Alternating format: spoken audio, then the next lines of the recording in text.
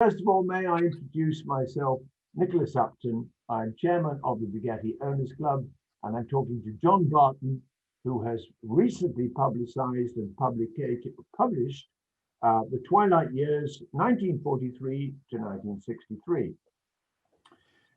As a young man, you obviously expressed a keen interest in mechanical workings of cars, and this led to your employment with Ford and subsequently Fiat. This obviously fired your very, very early skills and experience in restoration, and it led you to an opportunity to restore a Morgan 4.4. This ignited, and I'm curious about this, ignited an interest in French cars, which was your Facile Vega. Then you acquired a Type 37, which really was probably the route you were always going forward, which was a French car of a magical history. Can you explain why you acquired a Bugatti and a Type 37 to start your restoration life off? Well, there are quite a few mistakes in that. Well, I tell you what, let's see. Where shall I start? Well, I tell you what, let's go forwards with the Type 37. Let's eradicate the mistakes later. That's exactly what my housemaster would have said of me. Right. I used to see a Type 37 on my way to school. As I was walking to school, I used to see a 37 on a regular basis. And I subsequently came to know the owner, who was Dudley Gagan. And it was unusual at the time because most cars were black. And when they went past, they made a sort of sucking noise because they're all side valves. But this little blue car smelt different and sounded different and looked beautiful. And I had a love of that car. But as a young man, I never actually had a love of cars at all. I was far more interested in steam engines, steam trains. But anyway, eventually, after setting up and running the Facile Vega spares business worldwide in the early 1980s, I was able to acquire bits and pieces. The first part I bought was a steering box from Dudley Gagan, the same Dudley Gagan, that he'd bought new from the factory as a spare for his car, and then discovered that it wasn't for his car, it was for another car. So that was the first bit that I bought. I then built my first 37 around the steering box. Right. And in those days, I had absolutely nothing but total 100% assistance, enthusiastic assistance from Hugh Conway. Right. He gave me every possible piece of, I could ring him at any time and he would give me an instant response, or I would receive the next day a postcard with a detailed drawing showing me what I should be doing and so on. Magnificent. So that's how I got my first 37. I built it. Right. But then your relationship built up with a German who I've noted down as Rudi De, with 4 Bugattis. So clearly you became involved with him both as a friendship, but also admired his engineering experience. And that developed between the two of you to the point where he subsequently provided to you at a very modest sum, which you've told me the story, which I'd like you to relate, 4 Bugattis. Yes, I put an advertisement, not with great expectations, but I put an advertisement in the club newsletter saying that I was looking for Type 37 parts. And a few months later, I received a reply from Mr. Rudy Dirks in Michigan. And I bought from him for a very small sum some new original steering parts and bits and pieces that he'd bought from Molsheim, right, in the 50s and early 60s. And we never met, but we spoke often on the phone, and he used to write to me a lot. My father having been on the other side, as it were, during the last war, and Rudy, having been a Luftwaffe ground mechanic Right. on the Russian front, Well, yeah. he used to make some wonderful comments, which Right. I have in his letters. He says, you know, I could tell you things about Herr Adolf that would make your hair stand on end. I can Anyway, he wrote to me one day and sent me a list of Bugatti spares, and he asked me to value them, right. which I did. The only item I didn't value was the back axle, because I needed one myself and I didn't want to make a valuation for that. So I valued all these parts and sent it to him. And it came to quite a lot of money, probably £40,000 at the time. I mean, there were 4 cars in bits. Yes, indeed. So, even at the prices that I gave him, it was quite a lot of money. Anyway, he rang me up one day and he said, look, John, I'd like you to have my cars. And I laughed and I said, well, you know, that's very kind of you, but I'm just a mechanic. And, you know, there's no possible way I could afford to buy your cars. Yeah. Even if you knock all the zeros off. No. And he said, well, I want $11,762. How Germanic and precise. And that came out at £7,200 at the time. And I went straight down to my bank manager and I explained all this to him, and he couldn't believe it either. And so Barclays Bank very kindly provided me with the money to get started with this project. And I've often wondered about the $11,762. Either he'd just had a bill delivered to him that was $11,762, or being a German, a good German, he'd made a list over the years of every penny he'd spent, and that's what it came to, and he wasn't going to add to it. I think the latter part of that story has to be the element I would go with. So that really enabled you to subsequently build up a collection of work covering both 35s up to the 57s, which was, and you restored some 30 plus Bugattis. And I've built or worked on 30 Bugattis. Yes. Not all of them original, of course. I think I've only worked on one Type 57. We did a hydraulic brake conversion for someone, and I've only put a spanner on 2 Brescias, but almost all the others in between I've had something to do with at one time or another.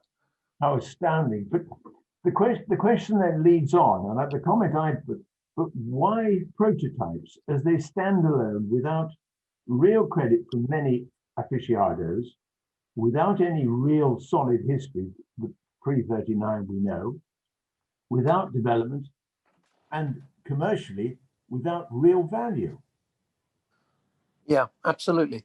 And it's not just Bugattis. I have a passion for prototypes. I'd very much like a 4-cylinder XK Jaguar engine, which they did build, and which Sir William Lyons pulled the rug out because he said he could hear the timing chain.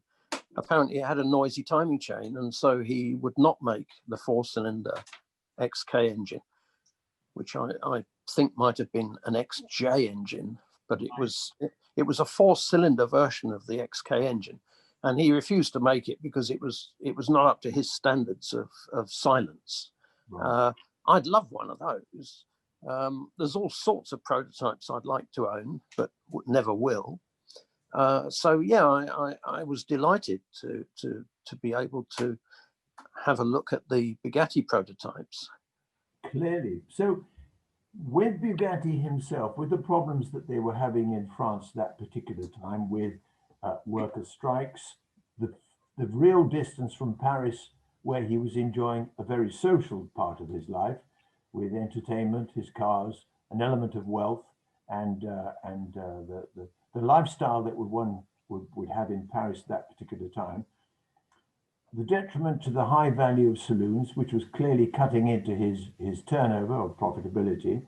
However, with the war intervening and the opportunity of receiving a substantial cash sum from the Germans who were then taking over Paris. Do you think that actually lit a light in Bugatti's lifestyle, that he thought he could now sketch and draw, and really the creative elements, even the one you've shown me this morning of the roof tile? That's where his real talent came from, not running a factory, not operating a day-to-day business. Yes, I think there's an element of truth in that. The Germans gave him a massive sum of money, and not only that, but they took the workforce as well. And after the workforce had locked him out of the factory, he didn't really have much love for them. No, I agree with that. I agree with that. So then we get to the Type 73 racing car. So I moved on a little bit within your book, which you drove at Prescott. And now we see Tom Dart driving the 73C004. 5. I beg your pardon, 5. And of course, we saw it running at Goodwood 10 days ago. Yes, Tom's pretty quick, isn't he? He's a good pilot. Not quick enough, though. He should have won that. I will. Well, he'll see this, so he'll note suitably. So this leads you really to explore the 251, which is really, I put down, the drawings are an absolute dream. They have a rhythm of Mercedes. They have little tickles of a Maserati 250, even, dare I say, Raymond May's view of a BRM, and an amalgam of emerging Grand Prix car. Explain the involvement to me, please, of Colombo and his obvious substantial influence in the drawing and the concept behind this car.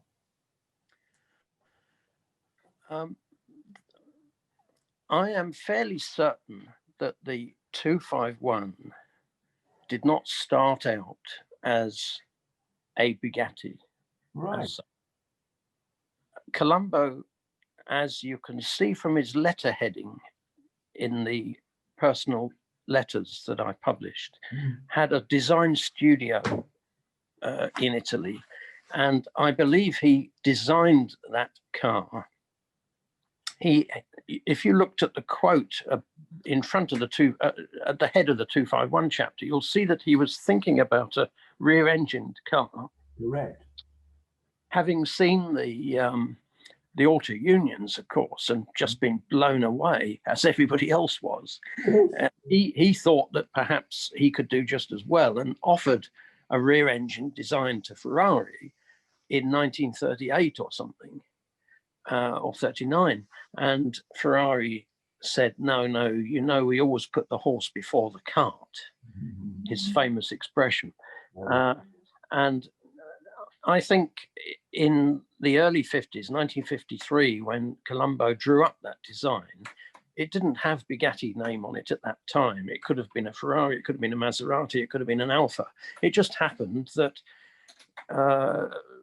Roland Bugatti sought out his assistants, or maybe, I don't even know, and I don't know if anybody else knows, whether he went to Roland and offered it to him, or whether Roland went to him and said, can you design us a Grand Prix car? In which case he would have said, yes, I've got one here in my briefcase. Absolutely right. Just so, yes. How interesting. So when it was developed, the notes that you have clearly made upon testing by pre-war the drivers were fascinating. Reims was chosen as the entrance to the racing world, but that wasn't altogether successful, was it? No, it was a disaster from start to finish. And if you look at the documents from the factory, you'll see that Marco, the factory manager, in one of his documents that is sent out to several recipients in the factory, he says that if there are any questions that have to be answered about ordering parts or whatever, then they have to go to Mr. Colombo, and if he's not there, they have to go to Monsieur Rudolph, and if he's not there, then they come to me, Mr. Marco. But then a few months later, there's a subtle change, and there's another document sent out to these recipients in the factory. And he says, I need to remind you all that the boss of the racing department is Mr. Roland Bugatti, and any questions have to go to him. So what Marco was doing was washing his hands of it and passing the baby to Roland, so that when it was a disaster, which he knew it was going to be, because they weren't ready, it would be Roland who would be taking the blame and not him. Mm-hmm. A very corporate attitude to take, really. How disappointing. In looking at, when Colombo produced two engines, or I beg your pardon, there were two designs, both for the 1500 and the 4 litre, to fit in with the Grand Prix regulations. Let me just stop you there. Correct me. The Grand Prix formula at that time was 2.5 litres, and the 251 is 2.5 litres. Correct. Not 4 litres. Beg your pardon. Dennis Jenks made a copy, a note in Motorsport, which I thought was very harsh, but then Jenks was very harsh, both for praise and criticism. I met him several times, so I met his tongue both to be lashed and to be appraised, or praised, occasionally. Anyway, the comment that he made was, foolish to expect too much from such a revolutionary approach to Grand Prix design. I think that was a little cruel, but the reality of that, would more money, more expertise and involvement have really pushed this machine to be a Grand Prix competitor? I think the answer to that is on page 287 or 288 of my book. On the left, you've got a letter in French from Colombo to Mr. Woodruff, and on the right, you've got the English translation, yes, done by my good friend, James Ayres, retired British diplomat. So it's fairly accurate translation. And he's writing to his second in command back at Molsheim, because Colombo used to travel backwards and forwards. He'd go to Molsheim for a few days, and then he'd go back to Italy, and then he'd go to Molsheim, and so on. And while he wasn't there, Mr. Woodruff was in charge. Now, he is an extremely well-respected man. He became a professor at Strasbourg at the university, and he was a metallurgist and an extremely good and well-respected. And he was Colombo's second in command. And they became very good friends. And in fact, they stayed good friends right until the mid-60s. And Colombo used to write to him, and he'd give him advice and support and moral support. And in that letter on page 287, I think it is, you'll see that he's saying to Mr. Woodruff, look, you have to get along with this man. And if not, you have to at least get along with Mr. Marco. Yes. So what he's really saying is you have to get along with Roland Bugatti. And obviously he wasn't getting along with him. Not at all, not at all. And the inference, I mean, I haven't put my own interpretation of that into the book. There is an old Latin expression concerning speaking ill of the dead, yes, which I think I agree with. I haven't really said very much about that. I've left people to read between the lines, but that particular letter tells you everything. The engine, when first tested, gave 260 horsepower. And if you read all of the histories about the 251, you'll say that it was heavy and underpowered. Well, 260 horsepower for an unblown 2.5 litre at the time was not bad. Absolutely. And that was the first test. Yes. So a proper development program following that first test, driven by the chief designer, Colombo, who had the experience from the 250F and the Alfetta and everything else that he'd done, one might assume that he would have pushed that horsepower up. Yes, indeed. At some point, though, Roland took over. It's quite obvious that, I mean, he started interfering at the beginning because the drawing on which I put on the cover of the book for that very reason, the drawing of the 251 shows independent front suspension, which is how Colombo designed it. And it was Roland that said, no, it's not a Bugatti. It must have a beam front axle. And Colombo thought he was joking. But he had to go back to Italy and do what Roland wanted and fit a beam front axle, which was a nonsense at the time. I've lost the thread of what I was going to say. No, you haven't at all.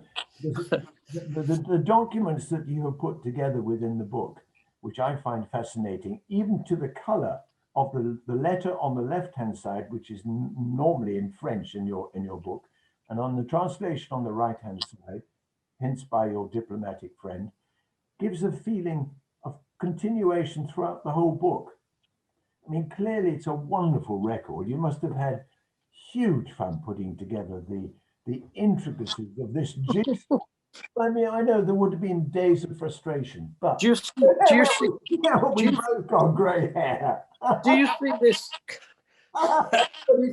You still have hair. That's fine. That's fine. So, putting together the cast of the characters involved, the photographs, the drawings, the correspondence, the patterns.